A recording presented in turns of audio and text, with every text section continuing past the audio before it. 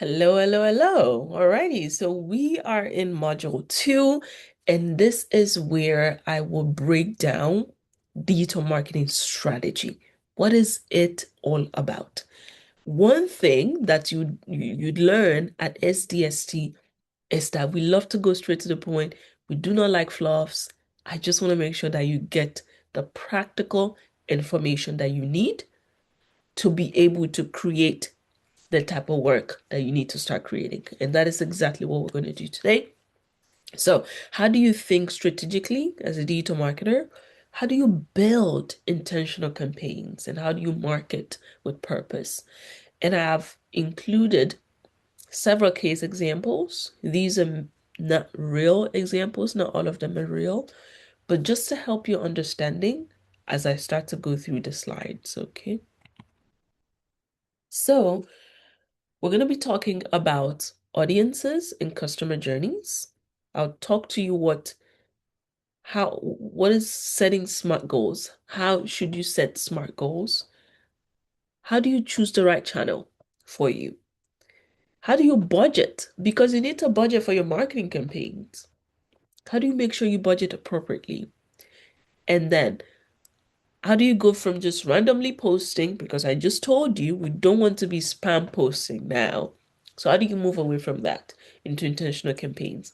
And then finally, we'll talk about your project a little bit more, okay? And I'm going to continue talking about your project throughout these presentations, the different modules, so that you are ready by the time you get to the particular module dedicated to the project.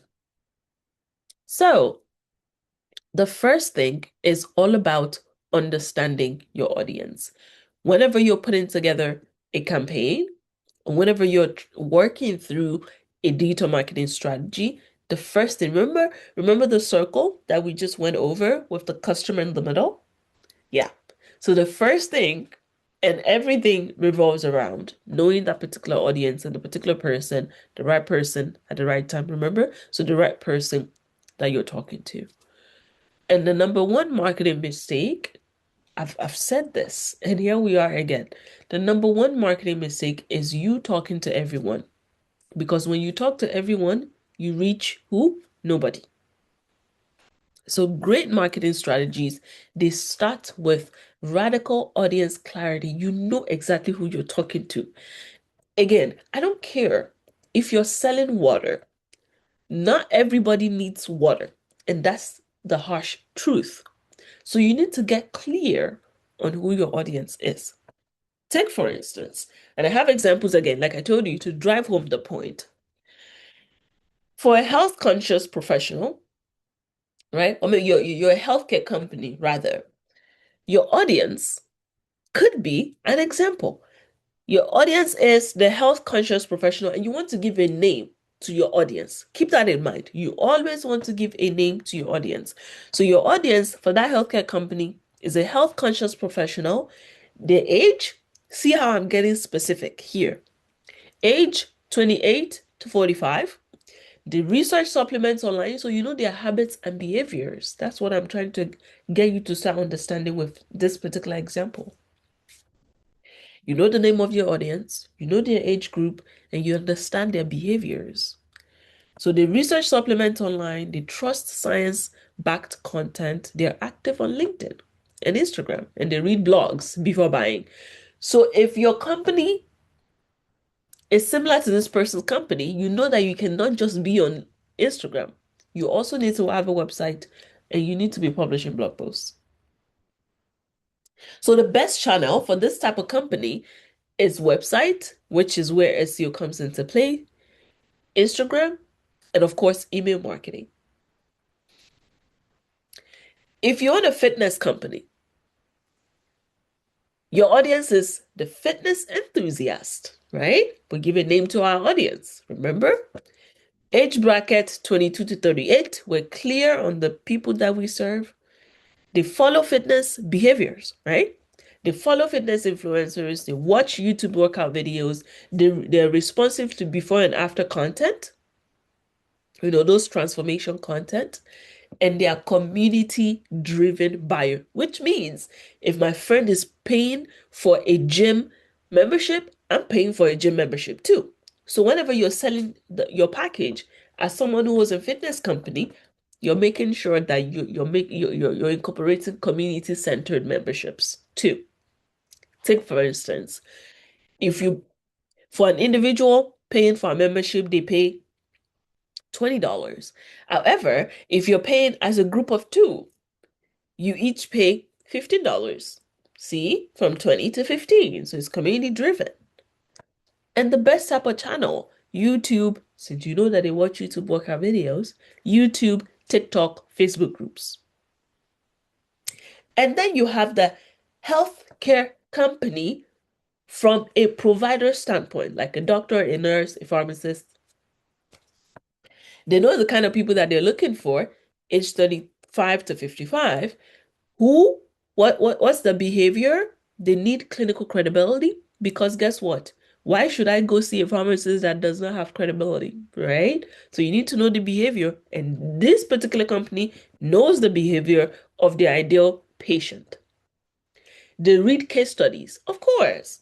Before I trust you as a provider, I better read those clinical studies.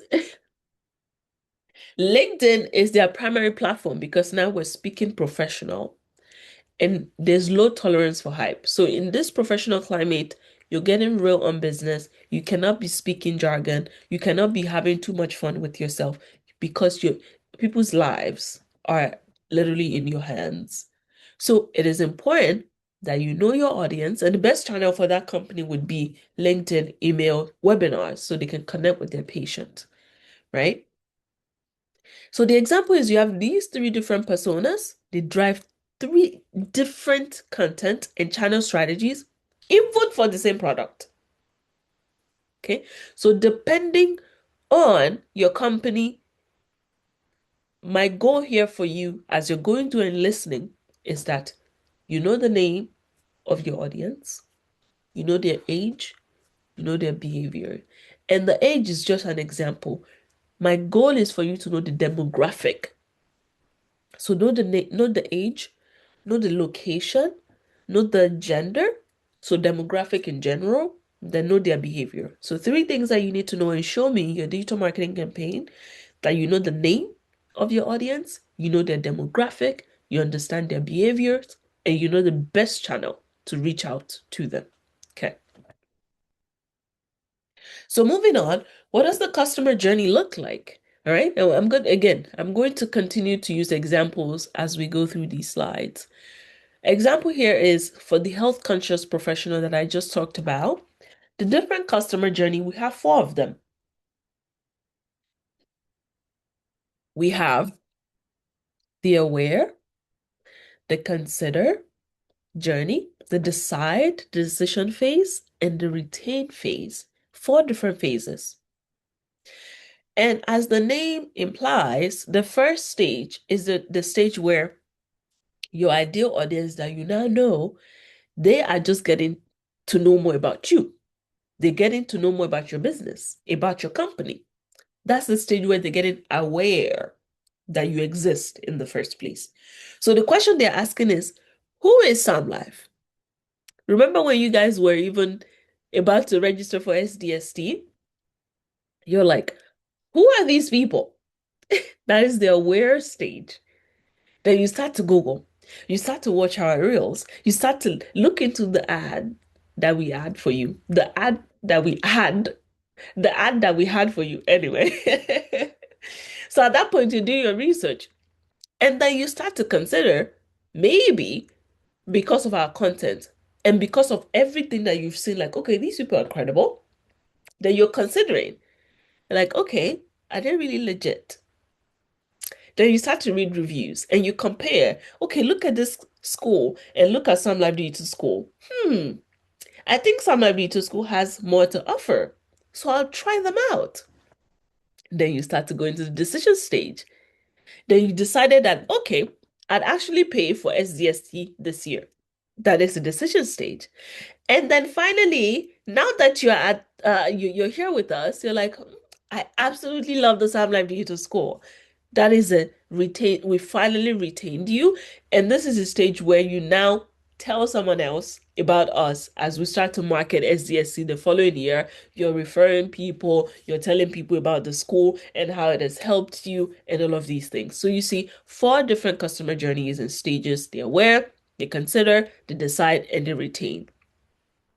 And the problem that I want you guys to now learn is most brands only market to the aware stage. And forget that even in the retain, you need to market. What does that look like for us? While SDSC is off, like the off season, we still continue to give value. We still continue to let our potential students know of ways they can make money with the different skills that we offer. For those who have already gone through the course, we bring them into our community. We have the Sam Life community. If you don't know already, if you need the link to that, let me know in our group chat. I'll send it to you. So don't stop in your campaign. Remember, don't stop at the aware stage. Go through all of these stages and continue to maintain and retain and grow relationship with your client and your customers and your patient if you're in the healthcare space. Now, this slide is a lot. Don't I know it? Yes, I know it's a lot, but there's so much that I want you to take away from it. So stay with me. What does SMART, what does it mean? It stands for specific, measurable, achievable, relevant, and time-bound. So whenever you're coming with a goal for your marketing campaign, that goal has to be specific. It has to be measurable. It has to be achievable. It needs to be relevant. And it needs to be time-bound. What does that look like? I've given you examples for each of these, but I'm going to go over 1 or 2, and then you can read the rest. As I said, you also have access to the slides, so you can learn and actually like go through these different SMART steps and create goals as well to make sure that you can give examples of each. Specific goal, get more followers, that's not specific. But when you say grow Instagram to 5,000 followers, so for those of you who are going to be marketing managers, whenever you're setting goals for your team members, please do not set non-specific goals. Get specific. Let it be relevant. For example, post every day no matter what. Huh? Why? That's when you start to spam people. But when you say drive traffic that converts to sales, it's more relevant. Another example would be make sure when you're telling your marketing team, make sure that each blog post targets keywords that drive product page visits. It is relevant. So we're not just posting for posting's sake. There's a reason for us doing that. And time bound. Eventually, we want to hit 10K. Okay, sure. When? By what time frame? 10K in the next 10 years? Huh? Okay.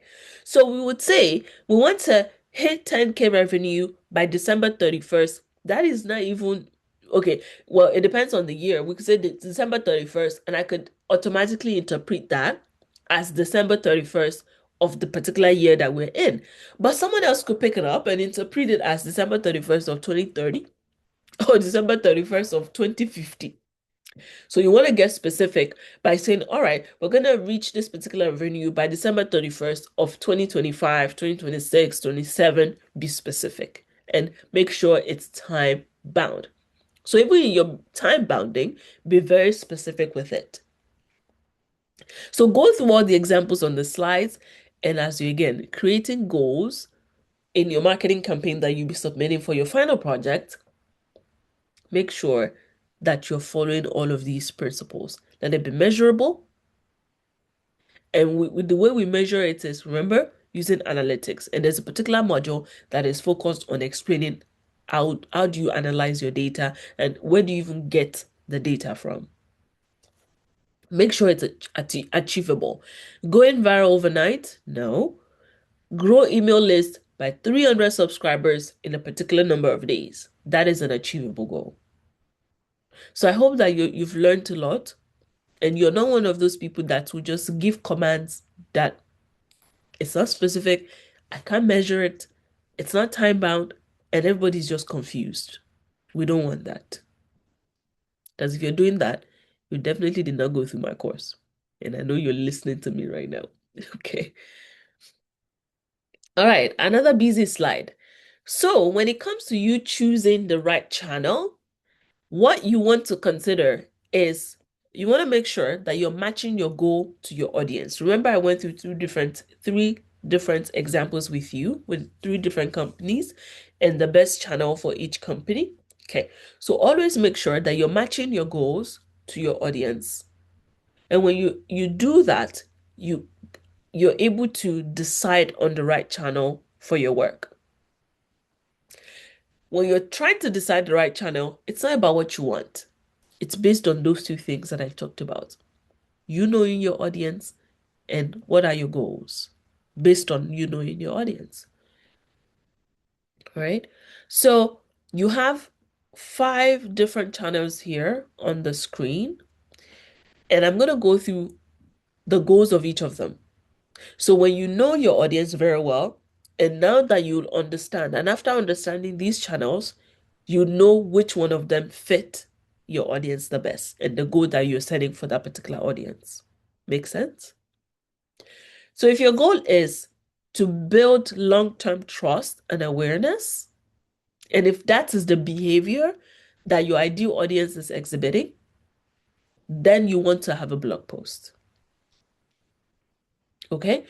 And the audience that fits this, they're people who are professionals, they're people who research things. So researchers in this sense, it's not just science-based researchers. No, I mean audience who are curious. They want to learn more. Those type of audience, social media captions is not going to stop. That will not be the end of it for them. They want to learn more. They're hungry. They want to know more. Email marketing is to nurture leads. So you've gotten the leads from social media, but these people want to connect with you more. They want to feel more like your community member, right? They want to always hear from you. Email marketing is how you nurture leads and how you connect on a closer level, on a deeper level. And one of the ways that you nurture leads is by giving free offers. And when people sign up to your email list, you should have a welcome series. You should have that. That's always a good idea. Then Instagram and TikTok. Again, it's for brand awareness. It builds community a little bit, not as deeply as email marketing, but it builds some level of community. So you can use that for people to get to know more about your brand. You guys got to know about Sam Life Digital School through our Instagram page for some of you. Okay. We don't have TikTok because I just can't deal with TikTok. Okay. But if it works for your type of audience, please by all means. And LinkedIn is where you build credibility. It's for business to business, it's for professionals. So if your audience, if they are professionals, you surely want to get on LinkedIn. And paid ads could literally work for any type of audience because this is how you reach your audience fast. Or if you just have a new product and you really want everybody to be talking about this particular product instantly, because we know that blogging takes time. It could take time for you to build your email list. It could take time for you to get followers on Instagram and LinkedIn and all these other social media platforms. But with paid ads, it is instant. So if you're looking for immediate interest or you want your campaign to be seen immediately, then you need to surely have budgeting for paid ads.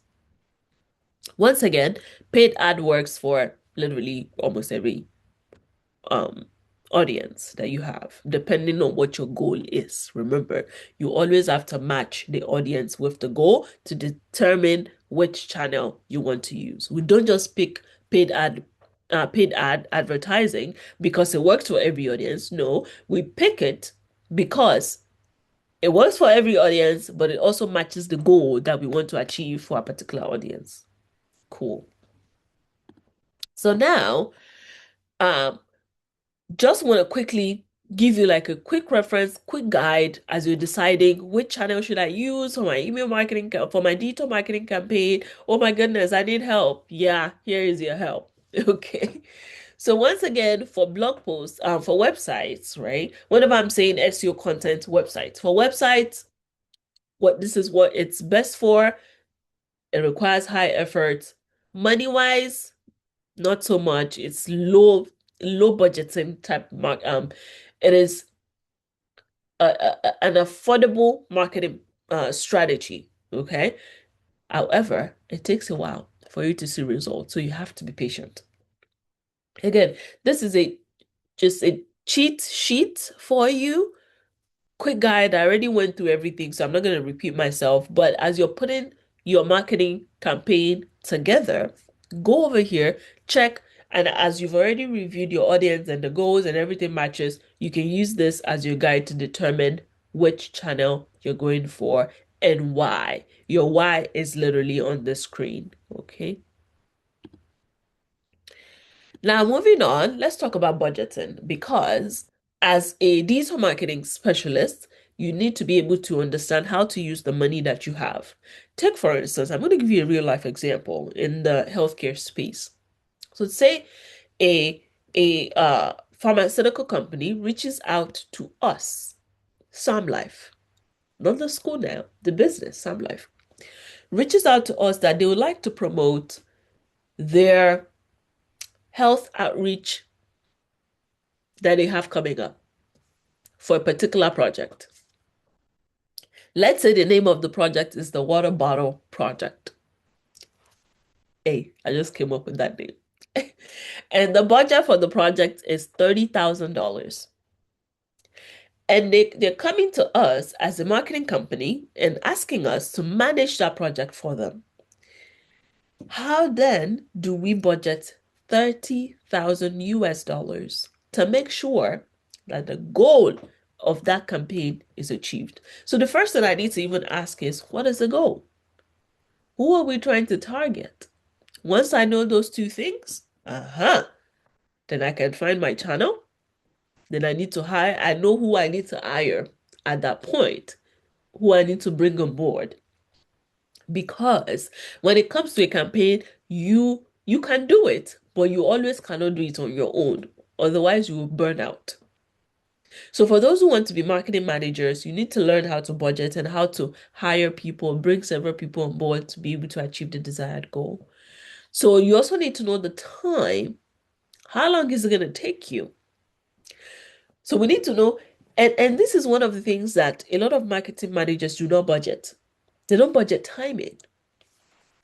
Okay, so you need to budget time as well, budget scheduling and publishing, budget all of these things, incorporate it. So with the 30,000, I'm like, I know we're gonna spend this much time on content creation, on scheduling and publishing, on analytics review for me as the manager. So as the manager, I'm taking my cut of the budget as well. Then, what else is money going into? All right. Do we need to pay people to write blog posts for that particular campaign to publish on the website, the company website? Do we need to pay someone who will write the emails? Because they already have an email platform, so we may not need to pay for an email platform. We just need to pay for the copywriter. Do we need paid ads? Do we need tools for the paid ads, like the automation tool? All of these things we need to start thinking about. Then do we need to hire people? Do we need to pay for Canva subscription? Do we need to pay for analytics? Do we need to pay for the pro version of Cloud? Because we're going to need ChatGPT and Cloud to execute this marketing campaign because they want the execution done in like 2 weeks. And we know humans cannot work that fast. So do we need more? Do we need AI tools to help us? Where will money go? So as you're thinking of where money will go, and for the time factor could be time and people. Because for content creation, it may be that you need a content creator to do that for you, and they'll be working 3 to 8 hours a week. So the time factor is not necessarily time per se. I mean, it is humans that will be logging time, right? Do you get it? So for scheduling and publishing, It is a virtual assistant that will be scheduling and publishing. So that's who you need to hire for that. Analytics review is the marketing manager that will be doing that. Community management, who is going to be managing the social media platforms and engaging as we're running this campaign. So time/people that you will hire. Then where else is money going? And what tools do we need to pay for? And then, of course, any other thing that you can think of. These are to get you started. When it comes to budgeting, these are the kind of things that you need to start thinking about. Once again, who do we need to hire? Where else is money going into? Do we need to run ads?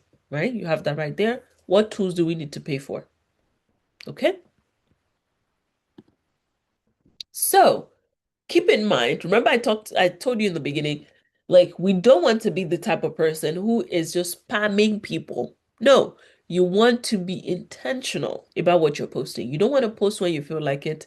Of course, you at this point, I've already removed this from your brain. You want to be clear on your audience.